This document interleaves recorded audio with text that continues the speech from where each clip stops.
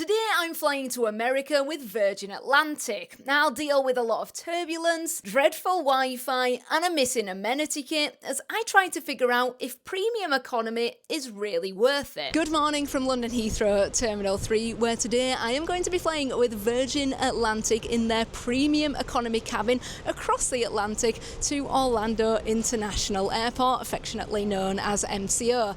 Now I've been doing this flight for the past 10 years with different airlines in different classes, and what I'm really interested to see today is whether the upgrade from economy to premium economy is worth it if you are flying with Virgin Atlantic specifically. Now I did try and check in online for this flight, however it said seat available and was glitching quite a lot when it was trying to give me my boarding pass, so I have arrived a little bit earlier than I usually would have, and I'm hoping to get that resolved quickly and easily.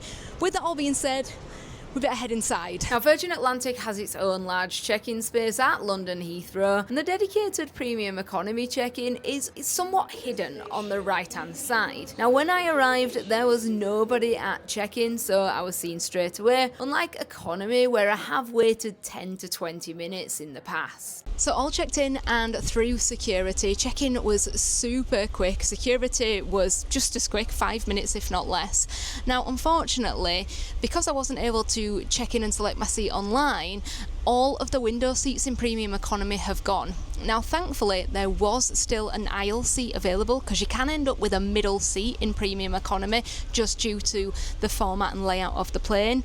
The member of staff wasn't able to explain why I wasn't able to access the seat booking area or get my boarding pass online, so I can't explain as to why that's happened for you if you're experiencing something similar, but I will say that it's dampened the experience in the fact that I've maybe not had the ability to book a seat that maybe I would have been able to had I had access to that platform.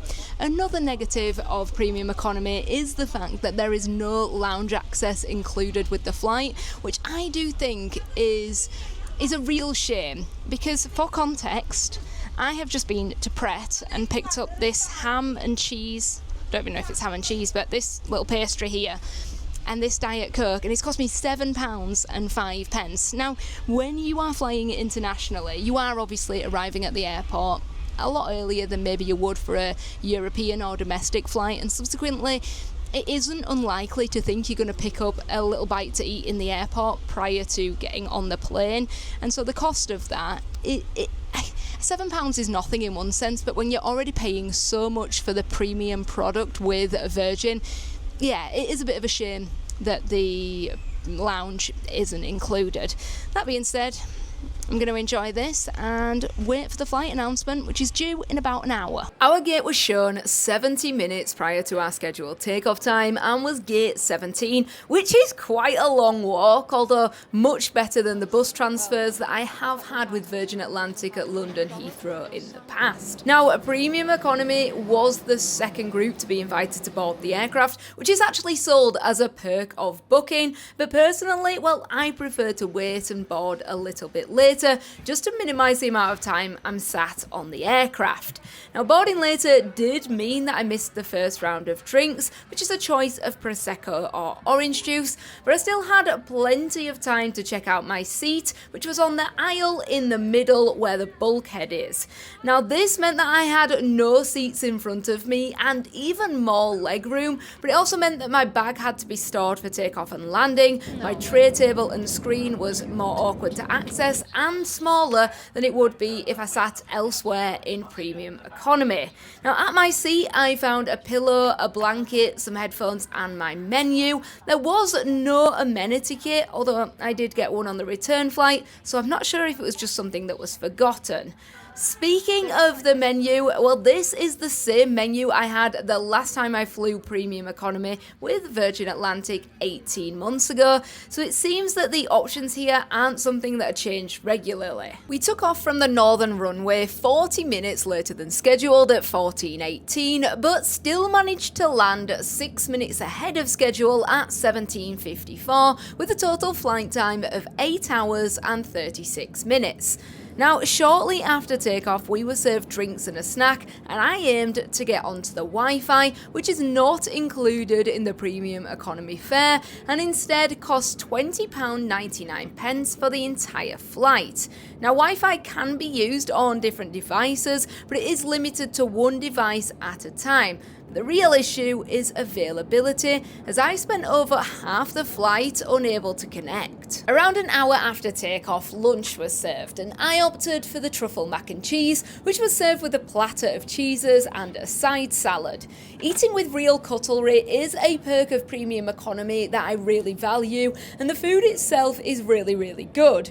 Unfortunately, this is also when the turbulence started, which made eating on a small, rather open table somewhat difficult. Around 2 hours after dinner is when our next snack was served. This was a Magnum ice cream, which is a fantastic improvement from the fruit lollies that I've had in Virgin's premium economy previously. Okay, so we're over halfway now on the flight. We've got about 3 hours to go, and it is finally settling down. We have had non-stop turbulence throughout this flight, and this is really the first chance I've had to come to the bathroom.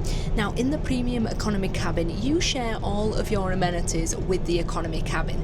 In fact, I'd go as far as to say that outside of your seat, there are absolutely no on-aircraft benefits to being in premium economy.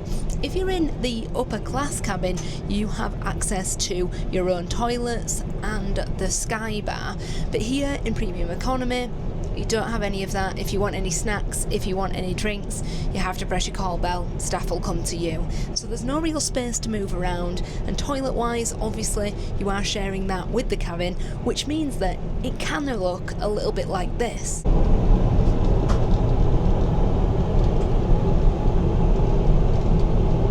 Now, at this stage of a transatlantic flight, I don't know about you guys, but it does really start to drag a little. I'm very much looking forward to the afternoon tea, which I'm hoping is going to come out in the next 20 minutes, half an hour. And from there, I mentally try and convince myself that the last hour is just basically us coming into descent. So really, we've only got 2 hours left, not 3. That all being said, I'm going to head back to my seat now and look forward to those sandwiches. Unfortunately, it would be another 2 hours before I enjoyed the afternoon tea, where I opted for the chicken sandwiches alongside a coffee. Again, the hot drinks being served in a proper cup here is a real perk, and the food was absolutely delicious. So, as we descend into Orlando, let's talk money. The cost of this flight was just over £1,800 return. It's typically about 2.5 times the cost of flying in economy, which you can get for between £550 and £900, depending on the time of year and the type of economy you book. Alternatively, it's around half the cost of flying upper class, which is typically between £3,700 and £4,200. The perks of premium economy are listed here, and I think whether or not you see value in the upgrade depends on what you're looking for in a flight. I was only travelling for 4 nights, so while I did need a suitcase due to the size, it only weighed 9 kilos, so the extra luggage that was offered was wasted. Priority boarding isn't something that I'm bothered about, but the speed of check-in did make everything very easy. The real wins for me though are the spacious seat, which is much better than squeezing into economy, and the premium dining experience. The upgrade to premium economy is certainly valued by others too, as it was sold out on both legs of my journey, but as always, I'd love to know what you think in the comments, and I'll see you in the next one.